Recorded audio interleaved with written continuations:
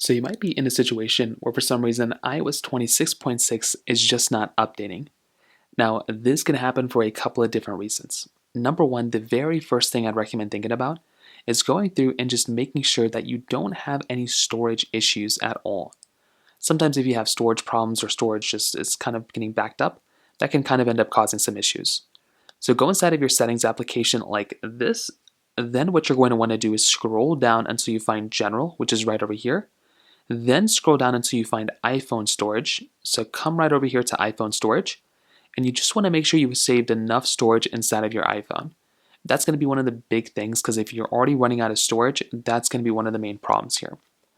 Now, if that doesn't end up doing it, another thing you might want to try doing too is double check your internet connection. So sometimes if you have like a faulty internet connection or your internet connection is not holding up that well, that can probably end up causing some issues for you as well.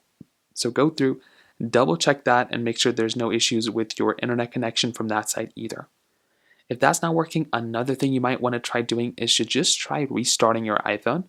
So hold the volume up in the side button right inside your iPhone, slide the power off, give it a few seconds, power back on, and you want to see if that ends up fixing it too. Most of the time, things like that will end up fixing it.